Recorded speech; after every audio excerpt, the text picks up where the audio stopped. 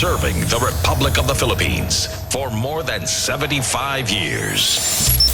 Ito po ang Presidential Broadcast Service. Ang Pilipinas ngayon! Narito na ang pinakamainit na mga balita na nakalap sa bawat sulok ng bansa. Ihahatid sa bawat Pilipino saan man kayo sa mundo. Ang Pilipinas ngayon! Pakinggan ang bawat kaganapan sa bawat lalawigan. Ito ang Pilipinas ngayon!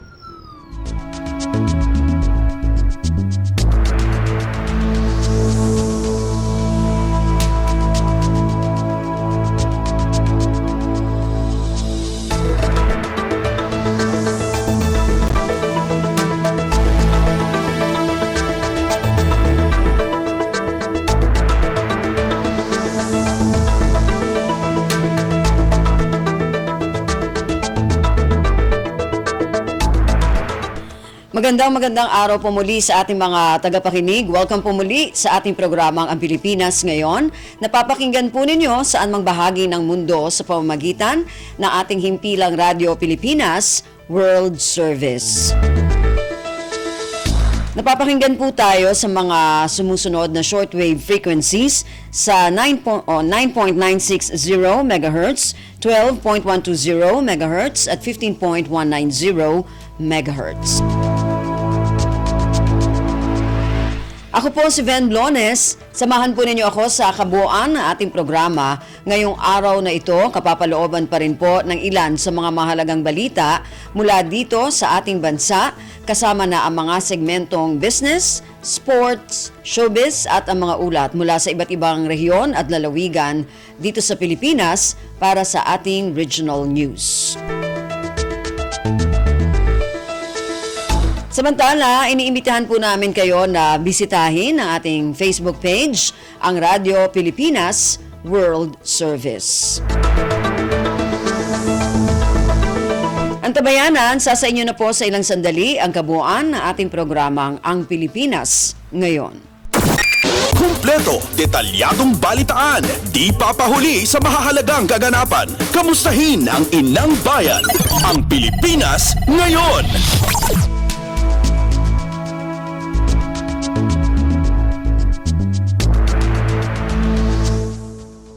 Sa ating mga balita, naging emosyonal si Pangulong Ferdinand Romualdez Marcos Jr. nang magbigay ng eulogy para sa yumaong kalihim ng Department of Migrant Workers o DMW Secretary Susan Ople. Ang labi ni Ople ay dinala nitong Lunes sa Malacanang kung saan nagbigay ng pagpupugay sina Pangulong Marcos, Vice President Sara Duterte at iba pang miyembro ng gabinete. Nakiramay din ang Pangulo sa anak ni Ople na si Estel Ople Osorio at longtime partner na si Fort Jose. Habang sinasariwa ng Pangulo ang pagkakaibigan at buong pusong paglilingkod ng kalihim sa mga Pilipino ay hindi nito maiwasang maluha. Sinabi ng Pangulo na malaking kawalan sa kanya at sa bansa si Ople na kilalang tunay na may malasakit sa mga overseas Filipino workers o OFWs at mga pamilya nito. Inamin naman ng Pangulo na mahirap humanap ng papalit kay Ople, bagamat maaari umanong makahanap ng kasinggaling ng kalihim ay hindi pa rin mapapalitan ang isang Toots Ople. Inilarawan din ng Pangulo si Ople na may kusa at malawak ang kaalaman sa kanyang trabaho kaya hindi na kailangang utusan ito. Pasada ng mga balita mula sa Pilipinas para sa mga Pilipino saan man sa mundo. Ang Pilipinas Ngayon! Hinamon ni Pangulong Ferdinand Romualdez Marcos Jr. ang bawat Pilipino na maging bayani ng kanilang pamilya at komunidad. Sa mensahe ng Pangulo sa pagunita sa Araw ng Mga Bayani, hinikayat nito ang bawat isa na pahalagahan at ipagmalaki ang kalayaang tinatamasa ngayon dahil sa katapangan at sakripisyo ng mga ninunong bayani. Hinamon din ng Pangulo ang mga Pilipino na maging bayani sa sariling gawa sa pamamagitan ng pagiging tapat, masigasig at may malasakit. Maaari anyang maging bayani ang bawat isa sa pagtataguyod ng kapakanan ng pamilya at komunidad. Kinilara rin ng Pangulo ang magandang halimbawa ng yumao na si Migrant Workers Secretary Toots Ople na isang tunay na bayani na walang pagod na inilaan ng buhay sa kapakanan ng mga makabagong bayani ngayon at malakian niya itong kawalan sa bansa. Nais ng Pangulo na alalahanin ang unsung heroes na ang mga kabayanihan ay maaring magmula sa iba't ibang forma, mula sa mga nakipaglaban sa mga dayuhang mananakop hanggang sa mga simpleng mamamayan. Ang Pilipinas ngayon, kasama si Ben Blones. Inihanda na ang pagkasa sa Joint Patrol ng Pilipinas at Australia sa West Philippine Sea o WPS. Ayon kay Armed Forces of the Philippines Chief General Romeo Bronner Jr., nasa pagpaplano na sila matapos itong aprubahan ni Pangulong Ferdinand Romualdez Marcos Jr. at ng gobyerno ng Australia. Sinabi ni Bronner na bahagi ito ng pagpapanatili sa free and open Indo-Pacific. Anya kasama rito ang Pilipinas dahil isa ito sa nagsusulong ng rules-based international order. Sa joint statement, nakasaad na mahalaga sa lahat ng bansa na naisasagawa ang suporta sa Indo-Pacific region na nakabatay sa soberanya, international law at ASEAN centrality. Kumpleto, detalyadong balitaan, di papahuli sa mahahalagang kaganapan. Kamustahin ang inang bayan, ang Pilipinas ngayon. Ibinunyag ng Armed Forces of the Philippines o AFP na nasa 85% mula sa kabuang 400 dayuhang barko sa West Philippine Sea o WPS ay pagmamay-ari ng mga Tsino. Ito ang nihayag ni AFP Chief of Staff General Romeo Bronner Jr. batay sa naging ulat sa kanya ni Western Command o Westcom Chief Vice Admiral Alberto Carlos. Tugon ito ni Bronner sa naunang ulat ng United States Maritime Security Expert na may aabot sa 21 mga Chinese maritime militia ships ang nakita sa karagatan malapit sa Pag-asa Island na bahagi ng teritoryo ng bansa. Magugunitang nitong nakaraang linggo nang kumpirmahin ni Bronner na may isa na namang barko ng China ang tila sumusunod sa barko ng Pilipinas sa isinagawang resupply mission sa nakasadsad na BRP Sierra Madre sa Ayungin Shoal na naging matagumpay. Pasada ng mga balita mula sa Pilipinas para sa mga Pilipino saan man sa mundo. Ang Pilipinas ngayon. 4 na bagong batas na pinirmahan ni Pangulong Ferdinand Romualdez Marcos Jr. malaking tulong sa mga Pilipino. Kabilang sa mga batas na ito ang RA 11958, RA 11960, RA 11961 at RA 11959. Ang detalye ng balitang ito mula kay Nympha Asuncion.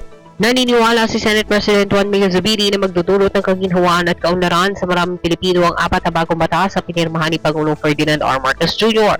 Kabilang sa mga tinutukoy ni Zubiri ang mga batas na magpapataas ng disability pension, mga veterano, Auto Philippines Law, pagpapatatag ng conservation at protection ng Philippine Cultural Heritage at ang Regional Specialty Centers Law.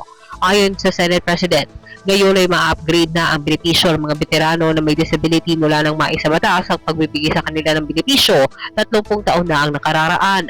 Layo naman anya ng One Town, One Product Law na palakasin at suportahan ang mga lokal na industriya sa Pilipinas, lalo na sa mga rural areas. Minamandato naman ang RA 11961 na palakasin ang proteksyon ng cultural heritage ng bansa sa pamamagitan ng cultural mapping at sa pagtatatag ng Philippine Registry of Heritage kung saan lahat ng cultural properties ng bansa ay ipaparehistro. Samantalang sa pamamagitan naman anya ng Regional Specialty Centers Law ay de-decongest ang specialty centers sa Metro Manila at gagawing mas malapit ang specialty centers sa mga mamamayan. Ito si Nympha Asuncion para sa Radyo Pilipinas.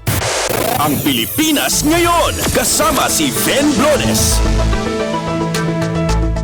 Commission on Elections o COMELEC Chair George Garcia kontento sa takbo ng unang araw ng Certificates of Candidacy o COC filing. Ayon kay Garcia, wala pa rin itong nakikitang aberya maliban sa ilang taga-suporta na sinamahan ng ilang kandidato sa paghahain ng COC at mga hindi tinanggap na COC dahil sa mga pekeng dokumento. Ang detalye ng balitang ito mula kay Mary Ann Bastasa. Kumbinsido si Commission on Elections o COMELEC Chair George Garcia na maayos at mapayapa sa ngayon ang itinatakbo ng COC filing para sa 2023 barangay at SK elections sa iba't ibang panig ng bansa. Sa pagbisita ng COMELEC Chair sa Amoranto Sports Complex ngayong umaga ay sinabi nitong kontento siya sa proseso ng COC filing. Wala pa rin anya itong nakikitang anumang aberya maliban na lang sa ilang kandidato na sinamahan ng mga taga-suporta at mga hindi tinanggap ang COC dahil sa isinumiteng peking dokumento. Aminado si Chair Garcia na ikinagulat na din ito ang dagsa ng mga kandidato sa unang araw pa lang ng COC filing. Gayunman, tiniyak naman itong kumpleto ang kanilang mga dokumento, mga forms, pati na mga pasilidad para mag-accommodate sa mga magpa-file ng COC. Kaugnay niyan ay muli namang nanawagan ng COMELEC sa mga tatakbo na tiyaking kumpleto ang kanilang mga isusumite para sa COC filing at iwasan din ang premature campaigning. Ito si Meran Bastasa para sa Radyo Pilipinas. Kumpleto, detalyadong balitaan, di papahuli sa mahahalagang kaganapan. Kamustahin ang inang bayan, ang Pilipinas ngayon. Samantala, nagbabala ang Commission on Elections o COMELEC sa mga nais kumandidato sa barangay at SK elections na nagsusumite ng peke at kulang na dokumento para sa kanilang Certificate of Candidacy o COC. Ayon kay COMELEC Chairperson George Garcia, sa unang araw pa lamang ng filing ng COC ay may nahuli ng nagsumite ng pekeng birth certificate para baguhin ang kanyang edad. Sinabi ni Garcia na kung ano ang nasa record ng COMELEC, ito ang kanilang susundin. Tiniyak din ni Garcia na muling titignan ng mga opisyal ng COMELEC kung tama ang mga isusumiteng requirement. Pasada ng mga balita mula sa Pilipinas para sa mga Pilipino saan man sa mundo. Ang Pilipinas ngayon. Samantala, target ng Commission on Elections o COMELEC na magsagawa ng special elections sa Negros Oriental sa Disyembre. Layon ng special election na puna ng pwesto ni dating Congressman Arnolfo Arnie Teves Jr. Tiniyak naman ni COMELEC Chairperson George Garcia na posible naman ito maisagawa basta't matapos lamang ang barangay at SK elections. Samantala, sinabi ni Garcia na isa ang Negros Oriental sa mga lugar na masusing binabantayan ng mga law enforcer dahil sa BSKE. Ang Pilipinas ngayon, kasama si Ben Blones. Gagamitin ng mga pulis ang biniling 2,700 body cams para sa checkpoint operations sa kasagsagan ng barangay at sangguniang kabataan elections o BSKE. Bahagi ito ng hakbang pansiguridad ng pambansang pulisya nang magsimula na ang filing ng Certificate of Candidacy o COC para sa BSKE mula Agosto 28 hanggang Setyembre 2. Ayon sa Philippine National Police o PNP, ipinag-utos ni Police Chief General Benjamin Acorda Jr. ang pagtatalaga ng sapat na bilang ng mga kawani nito sa buong bansa, 2 buwan bago ang eleksyon sa Oktubre at 30. Pinaalalahanan din ni Acorda ang mga pulis na magpakita ng paggalang sa mga individual sa checkpoints at inspections. Kumpleto, detalyadong balitaan, di papahuli sa mahahalagang kaganapan. Kamustahin ang inang bayan, ang Pilipinas ngayon. Mahigit 22.8 milyong estudyante sa mga pampublikong paaralan ang balik eskwela na. Sa pinakahuling datos ng Department of Education o DepEd para sa school year 2023-2024 hanggang alas 9 na umaga nitong Agosto 27 ng 2023, nasa kabuang 22,381,555 ang nagparehistro ng mga mag-aaral para sa darating na taong panuruan. Ayon sa DepEd, pinakamaraming estudyante ang nakapagtala sa Region 4A na umabot sa 3,446,304. Samantala sa mga Philippine schools overseas, nasa 1,541 ang naitalang enrollees. Ang enrollment period sa public schools ay sinimula noong Agosto 7 at nagtapos noong Sabado, Agosto 26. Pasada ng mga balita mula sa Pilipinas para sa mga Pilipino saan man sa mundo. Ang Pilipinas ngayon.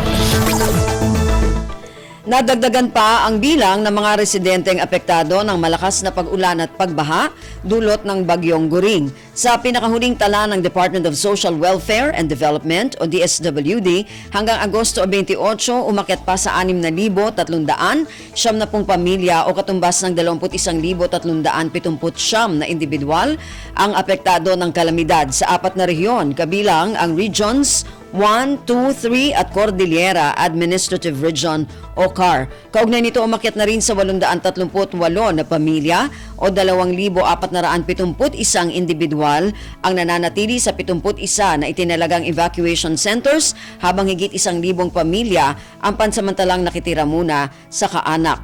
Kaugnay nito, tuloy-tuloy ang buhos ng tulong ng DSWD katuwang ang mga lokal na pamahalaan at mga non-government organizations sa mga apektadong residente. Sa pinakahuling tala ng kagawaran, naabot na rin sa halos 250 milyon ang naipamahagi nitong relief assistance. Ang Pilipinas ngayon, kasama si Ben Blones.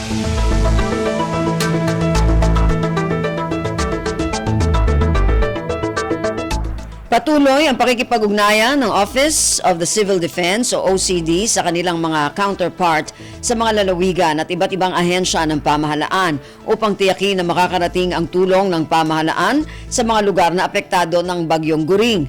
Ayon kay OCD National Disaster Risk Reduction and Management Council o NDRRMC Executive Director Undersecretary Ariel Nepomuceno, nakaantabay na ang may 2.4 bilyong pisong halaga ng mga relief stockpile mula sa Department of Social Welfare and Development o DSWD, kasama na ang emergency telecommunication equipment, medical logistics at search, rescue and retrieval assets na maaring gamitin sakaling kailanganin. Bagamat inaasahang lalabas ng Philippine Area of Responsibility o PAR ang bagyong Guring sa Huwebes, Agosto 31, inaasahang malaki ang iiwanang epekto nito sa lalawigan ng Batanes. Samantala, ayon sa Pag-asa, inaasahan naman ang pagpasok na isa pang tropical depression sa PAR na tatawaging bagyong Hana. Kumpleto, detalyadong balitaan, di papahuli sa mahahalagang kaganapan. Kamustahin ang inang bayan, ang Pilipinas ngayon.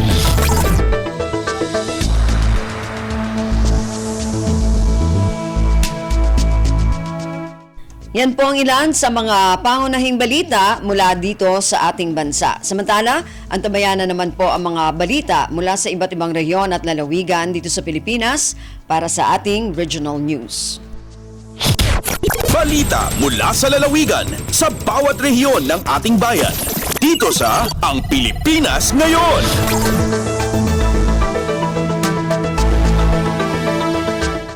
Dumako na tayo sa ating regional news. Unahin natin ang mga balita mula sa Luzon. Mula sa Lawag, World Champion at 5 Gold Awards ang nasungkit ng mga estudyante sa Sarat National High School. Ang detalye ng balitang ito mula kay Rani Dorilag.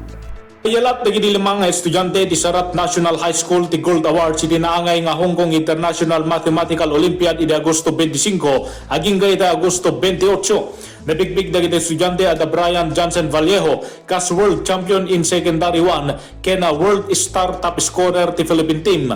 Allen Iver Baruga kas World First Runner Up iti Secondary 1. Natalie Margaret Balisakan Gold Award kinagpapada dagitoy a Grade 7. Zyrene Angelica Concepcion Dulog Grade 8 kas World First Runner Up iti Secondary 2. Ken Gold Award ti iyawid ni Maria Cassandra Duque iti Grade 10. Nagyaman ti Sarat National High School kadagiti tulong ken suporta manipod kada Congressman Sandro Marcos, Governor Matthew Marcos Manotok, Schools Division Superintendent Attorney Donato Balderas Jr., Sarat Mayor Remigio Medrano, ken daduma payong opisyal ken dagiti stakeholders. Sumaruno ang makibalubal dagiti estudyante ti World International Mathematical Olympiad iti Hanoi, Vietnam into bulan ti Disyembre ita atawen. Manipod iti Radyo Pilipinas Lawag, Rani Dorilag para sa Radyo Pilipinas World Service. Balita mula sa lalawigan sa bawat rehiyon ng ating bayan. Dito sa Ang Pilipinas Ngayon. Pagtatayo at maraming salamat muna kay Rani Dorilag mula dyan sa Lawag. Samantala, dadako naman tayo sa Agoo, pagtatayo at pagsasaayos ng mga silid-aralan sa ilalim ng Pacific Partnership 2023 natapos sa tamang oras para sa pagbubukas ng klase. Ang detalye ng balitang ito mula kay Albert Kawile.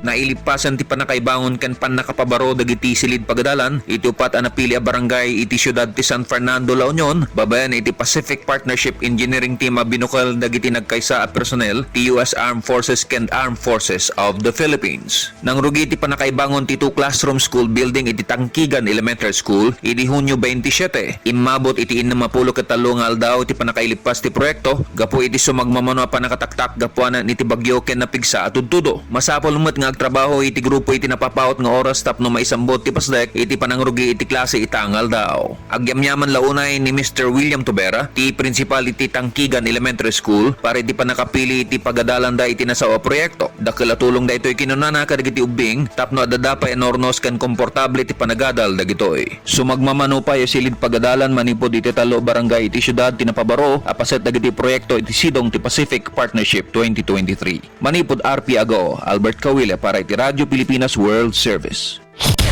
Balita mula sa lalawigan sa bawat rehiyon ng ating bayan. Dito sa Ang Pilipinas Ngayon. Maraming salamat Albert, yan ang ulat mula sa Agoo at kabuuan na ulat mula sa rehiyon ng Luzon.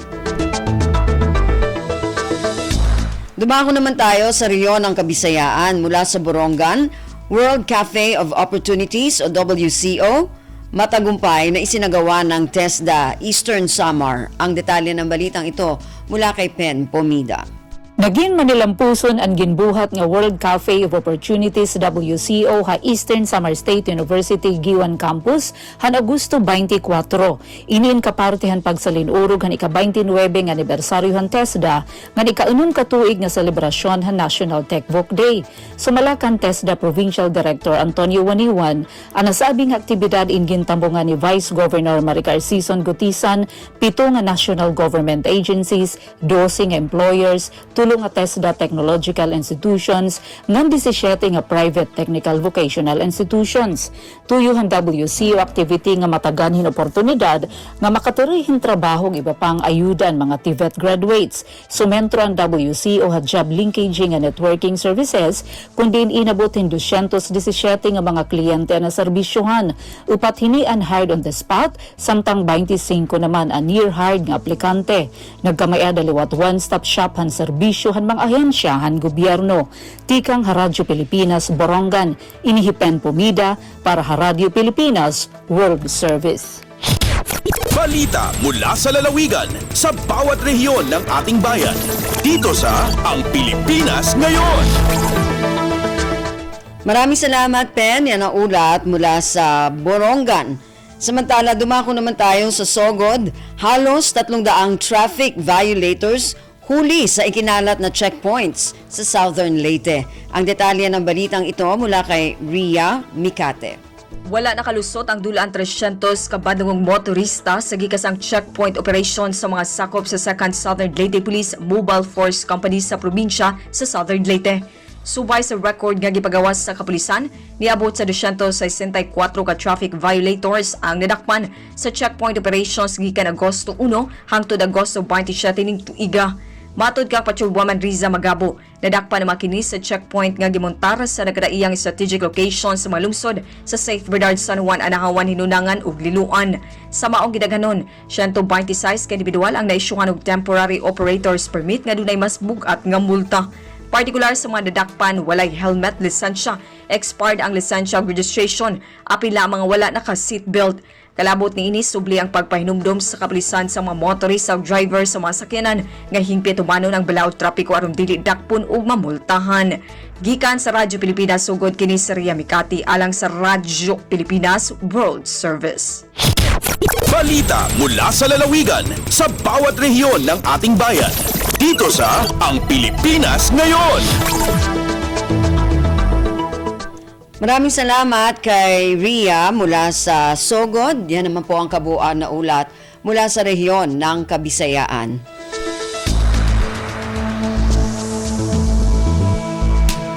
Dumako naman tayo sa rehiyon ng Mindanao mula sa Cagayan de Oro.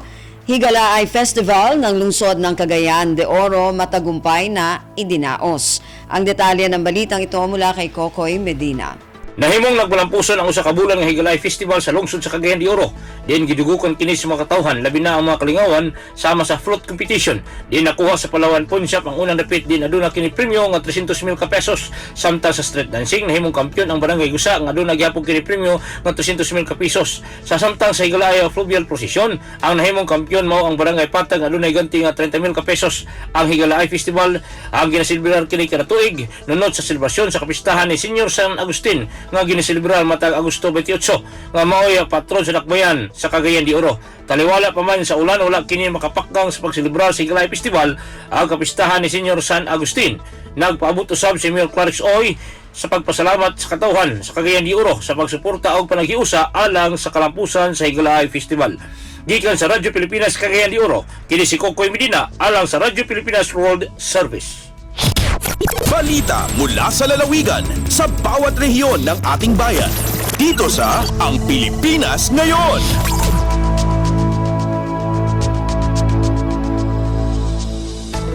Maraming salamat, Kokoy. Yan ang ulat mula sa Cagayan de Oro. Dumako naman tayo sa Zamboanga. Pamahalaang panlalawigan ng Zamboanga del Norte nagsagawa ng outreach program sa bayan ng Rojas. Ang detalye ng balitang ito mula kay Bless Eboyan. Upat ka barangay sa lungsod sa Rojas, Zamboanga del Norte ang nakadawat og hinabang atong niaging semana pinaagi sa usa ka outreach program nga gipanguluhan sa kagamhanang probensyal sa Maria Adaza Elementary School. Adunay gipanghatag nga tag 5 ka kilo nga bugas ang Provincial Social Welfare and Development Office samtang nang hatag usab og 300 ka pakete nga binhi sa mais og 300 ka pakete nga liso sa mga nagkalain-laing utanon ang Office of the Provincial Agriculturist. Ang Provincial Veterinarian nang hatag og purga og vitamins para sa 388 ka mga baboy og 1,907 ka mga manok samtang aduna usab gipahigayon nga anti-rabies vaccination para sa mga iro. Dako ang pasalamat sa kagamhanang lokal sa Rojas sa inisyatiba sa kagamhanang probensyal sa Mutna kang Governor Rosalina Halushos sa pagpanguna sa paghimo og outreach program sa ilang lugar nga nakabenepisyo sa mga residente. Gawas niini aduna usab ginapaabot nga medical ug dental outreach nga pagahimuon sa mga umaabutay nga adlaw nga makatabang pag-usab sa mga lumulupyo sa lungsod sa Rojas, Zamboanga del Norte. Gikan diri sa Radyo Pilipinas Zamboanga, kini si Bless Iboyan para sa Radyo Pilipinas World Service. Balita mula sa lalawigan sa bawat rehiyon ng ating bayan. Dito sa Ang Pilipinas Ngayon. Maraming salamat, Bless. Yan ang ulat mula sa Zamboanga. Dumako naman tayo sa Iligan, lokal na pamahalaan ng Iligan City. Pinag-aaral ang kultura ng seguridad sa Davao. Ang detalye ng balitang ito mula kay Alwidad Basher. Gitun-an sa lokal nga kagamhanan sa dakbayan sa Iligan ang kultura sa seguridad sa Davao area karon bago alang magkagiya kini sa programa sa seguridad ug kalinaw sa dakbayan sa Iligan. Ang maayong mayor sa dakbayan nga si Mayor Frederick W. Siao maoy nangulo sa pagbisita sa LGU Iligan ngadto sa Central Communication and Emergency Response Center sa Davao aron makita ang epektibong pamaagi sa Davao sa pagpabiling luwas sa mga residente sa laing-laing lugar. Damgo ni Mayor Siao nga sundon ang sistema sa Davao sa tanang suok sa Iligan City. Kini tungod usab sa pagkatukod sa Task Force Iligan. Mato ni City Administrator Dr. Darwin Manubag, lakip sa gipasigugdahan sa mayor sa dakbayan mao ang kooperasyon o koordinasyon sa publiko. Importante nga aduna epektibong sistema alang sa seguridad sa matag Iliganon. Gikan diri sa RP Iligan, Alwidad Bashir para sa Radyo Pilipinas World Service. Balita mula sa lalawigan sa bawat rehiyon ng ating bayan. Dito sa Ang Pilipinas Ngayon. Maraming salamat kay Alwidad mula dyan sa Iligan. At yan po ang kabuuan na ulat mula sa rehiyon ng Mindanao.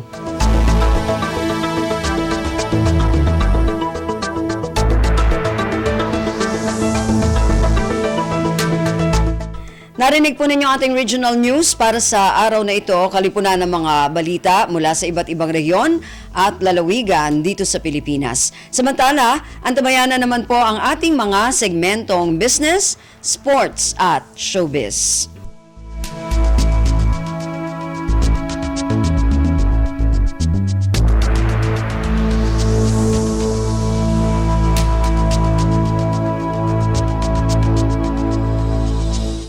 Dumako na tayo sa ating mga segmento. Unahin natin ang ating business news. Narito si Stephanie Vicente. Lagay ng ekonomiya, kalakalan, negosyo at iba pa. Atin ang alamin dito sa Ang Pilipinas Ngayon.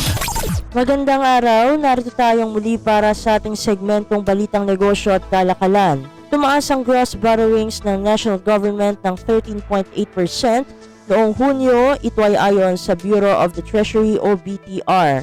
Sa latest cash operations report ng BTR ay lumitaw na ang gross borrowings noong Hunyo ay nagkakahalaga na 166.4 billion pesos, tumaas mula sa 146.1 billion pesos na naitala sa kaparehong panahon noong nakaraang taon.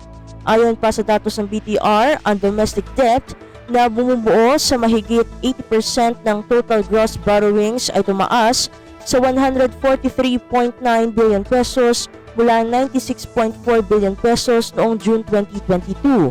Samantala, ang external borrowings ay bumaba ng 54% mula 49.7 billion pesos noong June 2022 sa 22.5 billion pesos noong Hunyo ng kasalukuyang taon. Sa first semester ng taon ay naitala ang gross borrowings sa 1.4 trillion pesos. Ang external borrowings ay umabot naman sa 366.4 billion pesos habang ang domestic borrowings ay nasa 1.05 trillion pesos. Nauna nang sinabi ng Department of Budget and Management o DBM na walang problema sa pangutang ng pamahalaan basta ginagasta ito sa produktibong paggagamitan. Ipinaliwanag pa ni Budget Secretary Amena Pangandaman na malaki ang itinaas ng debt to gross domestic product o GDP ng pamahalaan sa kasagsagan ng pandemya dahil kinailangan nitong mangutang pa para tustusan ang health sector. Lagay ng ekonomiya, kalakalan, negosyo at iba pa. Atin ang alamin dito sa Ang Pilipinas Ngayon. Sa iba pang mga balitang negosyo at kalakalan, hahanapan ng paraan ng Kamara na may taas ang pondo ng Department of Trade and Industry o DTI sa susunod na taon. Ayon kay House Appropriations Committee Chair Elizalde Co, mahalaga ang sapat na pondo ng ahensya upang makahikayat ng mamumuhunan sa bansa at makabuo ng dagdag na trabaho para sa mga Pilipino. Sa budget hearing ng ahensya, sinabi ni DTI Secretary Alfredo Pascual na bagamat mas mataas ang panukalang 7.91 billion peso 2024 budget nila sa ilalim ng National Expenditure Program kaysa sa kasalukuyang 2023 budget, higit itong mas mababa sa original nilang proposal sa Department of Budget and Management na 21.03 billion pesos. Pinakamalaking tapyas dito ang Office of the Secretary at Board of Investments na mula sa 12.61 billion pesos at 1.85 billion pesos proposal ay binigyan lang ng DBM ng 5.32 billion pesos at 659 million pesos. May budget cut din, ani Pascual, ang development projects para sa industry, micro, small and medium enterprises, consumer protection program, malikhaing Pinoy at negosyo centers maging makabagong teknolohiya gaya ng artificial intelligence. Pagbibigay din naman ni Appropriations Senior Vice Chair Stella Kimbo na lalong kailangan ng pondo ng DTI para sa mga programa nito matapos maitala ang pagbagal sa gross domestic product growth sa 4.3% sa ikalawang quarter ng taon kumpara sa 6.4% noong unang quarter. Lagay ng ekonomiya, kalakalan, negosyo at iba pa. Atin ang alamin dito sa Ang Pilipinas Ngayon. At sa pagtatapos ng ating segmento, nagbabadyang muling tumaas ang presyo ng liquefied petroleum gas o LPG ngayong Setyembre. Ayon sa industry sources, nasa 2 hanggang 4 na piso kada kilo ang posibleng itaas ng presyo ng LPG sa susunod na buwan. Kapag nagkataon, ito na ang ikalawang sunod na buwan na may price hike sa LPG. Ngayong Agosto, ang presyo ng LPG ay tumaas ng 4.55 pesos kada kilo at Auto LPG ng 2.54 pesos kada litro. Ang price hike ay kasunod ng rollback noong Hunyo at Hulyo. Lagay ng ekonomiya, kalakalan, negosyo at iba pa. Atin ang alamin dito sa Ang Pilipinas Ngayon. At dito na natatapos ang ating segmentong Balitang Negosyo at Kalakalan. Para sa Radyo Pilipinas World Service, ito pa rin si Steph Vicente. Muli, magandang araw. Lagay ng ekonomiya, kalakalan, negosyo at iba pa. Atin ang alamin dito sa Ang Pilipinas Ngayon. Maraming salamat, Steph. Yan ang ating business news. Samantala, para sa ating balitang pampalakasan, narito naman si Leo Magpayo.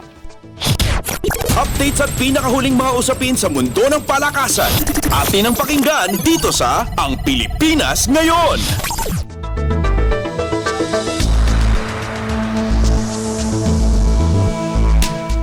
Magandang araw, narito na po ang sports balita.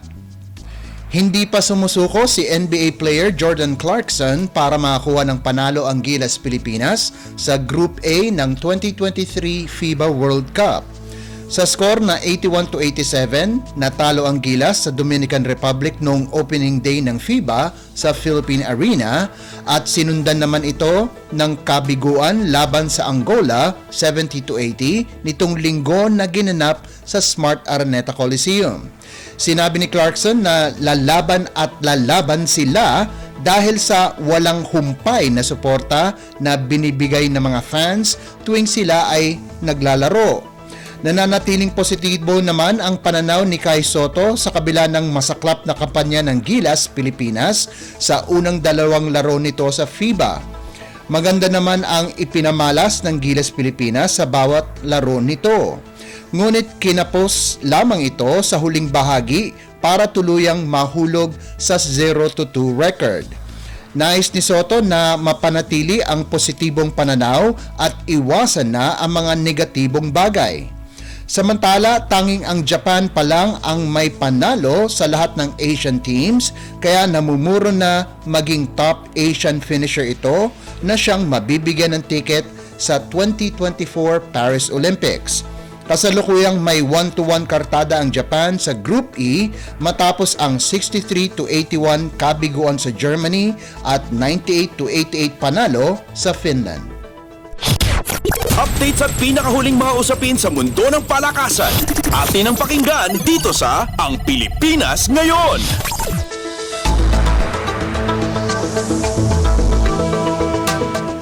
Kumpiyansa si Philippine Olympic Committee President Representative Abraham Bambol Tolentino na makakaakyat sa entablado si Filipino pole vaulter EJ Obiena sa Paris Olympics sa susunod na taon. Ito ay matapos makuha ni Obiena ang tansong medalya sa katatapos lamang na ang pilak na medalya sa katatapos lamang na 2023 World Athletics Championships na ginanap sa Budapest, Hungary kung saan nalundag niya ang 6 meters. Nakuha naman ni world record holder Armand Duplantis sa ikalawang sunod na taon ang gintong medalya. Ayon kay Tolentino, may 1 taon pa para magsanay at lalong gumaling si Obiena at hindi niya na inaalala ang pagkwalipika sa Paris dahil pasok na nga siya. Sa ngayon, nakalabing-siyam na podium finish si Obiena sa 20 kompetisyon na sinalinan niya ngayong taon at nakopo niya ang gintong medalya sa Southeast Asian Games at sa Asian Championships. Susunod para sa Olympian ay ang Asian Games sa susunod na buwan na gaganapin sa Hangzhou, China. Umaasa naman si Tolentino na dumami ang mga Filipino athletes na makakasama ni Obiena sa Paris kung saan ang Asian Games ay magbibigay din ng pagkakataon para makapasok sa Olympics ang mga makakuha ng gintong medalya. Updates at pinakahuling mga usapin sa mundo ng palakasan. Atin ang pakinggan dito sa Ang Pilipinas Ngayon.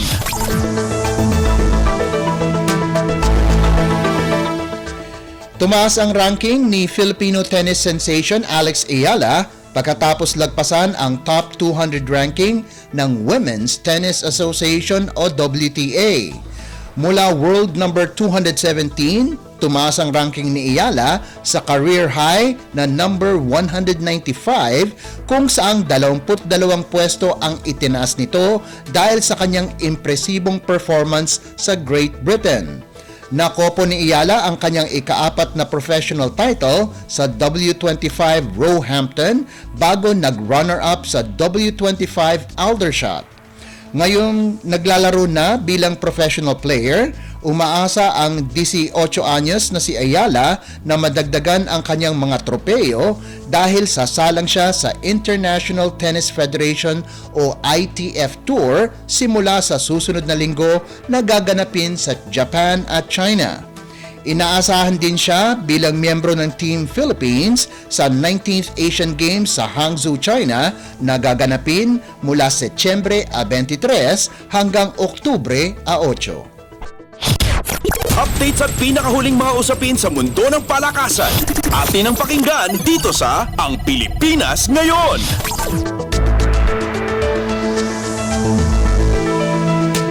At yan ang pinakahuling balita sa larangan ng palakasan. Para sa Radyo Pilipinas World Service, ito po si Leo Magpayo. Magandang araw. Updates at pinakahuling mga usapin sa mundo ng palakasan. Atin ang pakinggan dito sa Ang Pilipinas Ngayon.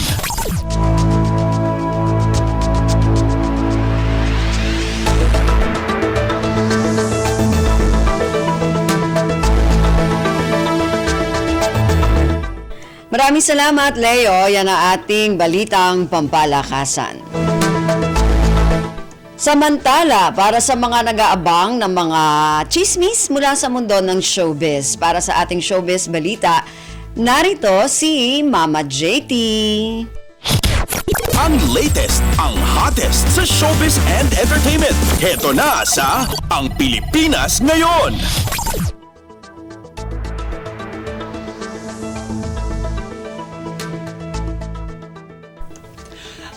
Halo! Magandang araw sa ating mga chismoso at chismosa na nag-aabang ng ating balitang artista. Nandito na ulit si Mama JT para maghatid ng mga trending na balita sa mundo ng showbiz. O ito na ang ratsyada ng mga chika.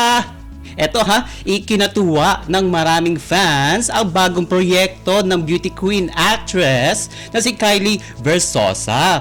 Makakatambal niya kasi ang aktor na si Carlo Aquino sa upcoming film na may title na Elevator. Sa Instagram, ibinandera ng aktres ang ilang pictures at videos ng kanilang pagpupulong kasama ang film director na si Philip King. And ipinakita rin ni Kylie ang isang video na kung saan ay tila binabasa niya ang kanyang script para sa pelikula. And caption ni Kylie sa kanyang post, quote and unquote, "New project coming soon." And wala pang masyadong detalye doon sa pelikulang binabanggit ni Kylie, pero maraming fans na ang na-excite na sa tambalan nila ni Carlo. And sabi ng mga kachismis natin doon sa post na yon ng Beauty Queen, una dyan, congrats Kylie and I'm so excited for this. Excited na ang ating kachismis na abangan ang pelikula ni Kylie. Pangalawa dyan, wow, sunod-sunod ang projects, congrats. And panghuli dyan, OMG Kylie and Carlo. O diba, tuwang-tuwang ating mga kachismis na sa panibagong proyekto ng dalawang sikat na personality. And bukod sa Elevator, nakatakda rin bumida si Kylie sa action fantasy film na Penduko, kasama naman ng aktor na si Matteo Guidicelli. Samantala, ang iilan lamang sa recent projects ni Carlo ay ang pelikulang Third World Romance. Katambal ang kanyang girlfriend na aktres na si Charlie Dizon. And tumampok rin siya sa miniseries na Kung Hindi Lang Tayo Sumuko, kasama naman ng aktres na si Colleen Garcia. And sa ating ikalawang chismis ngayong araw, mukhang matatagalad pa nga bago natin makitang ikakasal ang kapamilya celebrity couple na sina Catherine Bernardo at Daniel Padilla. Mismong sikat kasi ang nagsabi na hindi pa daw mangyayari anytime soon ang wedding nila ni Daniel kahit pa nga ilang taon na silang magkarelasyon. And paliwanag ng box office queen, wala pa nga sa top priorities nila ni DJ o ni Daniel Padilla ang pagpapakasal at pagbuo ng sariling pamilya. Lalo pat marami pa silang gustong marating sa kanilang buhay and career. And gusto raw muna nilang samantalahin ni Daniel ang magagandang opportunities na dumarating sa kanila ngayon na anya para na rin sa kanilang future as partners. Ang sinabi dyan ni Catherine sa isang press con para sa pelikulang A Very Good Girl, quote and unquote, well, matagal pa magpapakasal. Kasi ngayon, nandito kami sa peak namin ni Dij o ni Daniel na kailangan namin magtrabaho, especially may bahay na ipinapagawa, ang daming gastos. And karamihan kasi daw sa mga kabatch ni Kat and DJ sa showbiz ay nagpapakasal na, kaya naman natanong na ang dalaga kung may pressure ba ito sa kanila, lalo na kapag sinasabi ng mga fans kasi na excited na sila makita na naka-bridal gown ang kapamilya actress. Sabi dyan ni Catherine, quote and unquote, parang alam din naman nila sa parang alam din namin sa sarili namin na hindi pa time and open kami about it, diba? Parang nag-aalangan pa si Catherine kung magpapakasal na ba sila. And pagdadagdag pa ni Catherine, iba-iba naman yung time ng lahat. So ngayon, attend lang kami ng mga kasal, mga ganyan. Kunin nyo lang kaming bridesmaid, ganyan. Okay lang yun sa amin. Pero inamin naman ni Kat na may pagkakataon na pag-uusapan nila ni Daniel ang tungkol sa pagpapakasal bilang matagal-tagal na rin naman sila magjowa at ipinagdarasal nila na doon mauuwi ang lahat. O di ba? We pray na talagang aabot to sa simbahan ang kanilang pag-iibigan. And yes, of course, sabi ni Katrina, but then he respects my timing din. So alam ko rin na hindi pa ako ready, so ayaw mong pilitin, mga ganon. Importante, masaya kayo ngayon. And samantala, handa na manggulat si Asia's box office superstar Catherine Bernardo at ang BAFTA at Golden Globe nominee Dolly De Leon para sa kanilang papel bilang Philo at Mother Molly sa 30th anniversary kick-off film ng Star Cinema na A Very Good Girl na mapapanood na sa sinehan sa buong Pilipinas simula September 27 sa direksyon ni Peter Sen Vargas. Iikot ang kwento ng A Very Good Girl sa buhay ni Filomena Angeles na ginagampanan ni Catherine na gustong wasakin ang kapwa socialite at business tycoon na si Mother Molly Suzara na ginagampanan ni Dolly De Leon. And sa pagpasok ni Filomena sa marangya pero misteryosong buhay ni Mother Molly, magiging komplikado ang planong paghihiganti niya. And magsisilbing theatrical comeback ni Catherine ang nasabing pelikula sa 2019 box office hit na Hello, Love, Goodbye. Kung inyong matatandaan, yan yung last project ni Catherine bago ito. And habang ito naman ang unang lead role niya at unang ABS-CBN film ng internationally acclaimed actor na si Dolly. And bukod kay Catherine and Dolly, tampok din sa cast ng A Very Good Girl sina Chief Filomeno, Jake Ejercito, Jillian Vicencio, Kauri Oinuma, Ana Abad Santos, Nur Hushman, Donna Cariaga, Altea Ruedas, Natania Guerrero at Angel Aquino. Sorry about that. And OMG, wala na tayong oras para sa ating balitang artista. Maraming salamat mga kachismis sa pakikinig sa aking mga chika. For today, ako po si Mama JT para sa Radyo Pilipinas World Service. Ang latest, ang hottest sa showbiz and entertainment. Heto na sa Ang Pilipinas Ngayon.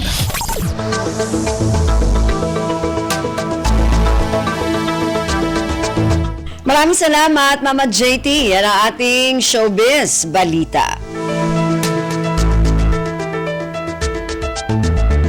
bago tayo magtapos sa ating programa, inaanyayahan po namin kayo muli na bisitahin ang ating Facebook page, ang Radio Pilipinas World Service. Mapapanood po ninyo ang ating mga programa sa aming Facebook page. Paki-like at share na rin po. At narinig po ninyo ang kabuuan ng ating programang Ang Pilipinas Ngayon. Magpapasalamat muna tayo sa mga nakasama natin sa ating programa ngayong araw na ito. Sa ating technical side, kina Milo Jonela, Susan Naison at Anthony Pimentel. Maraming salamat din sa ating mga executive producer, kina Jerome Toledo at kay Stephanie Vicente. At maraming salamat din sa mga nakasama natin sa ating mga segmento para sa ating business o sa ating sports news kay Leo Magpayo at sa ating mga kasama na nag-ulat mula sa iba't ibang rehiyon at lalawigan dito sa Pilipinas para sa ating regional news at sa ating station manager na si Mr. Ray Sampang. Hanggang sa susunod na edisyon na ating programang Ang Pilipinas Ngayon, ito pong muli si Ven Blones. Maraming salamat po at mabuhay po tayo mga Pilipino. At yan ang Pilipinas Ngayon. Muling samahan si Ben Blones sa parehong oras at alamin ang pinakahuling mga kaganapan at balita saan man kayo naroon. Ang Pilipinas Ngayon!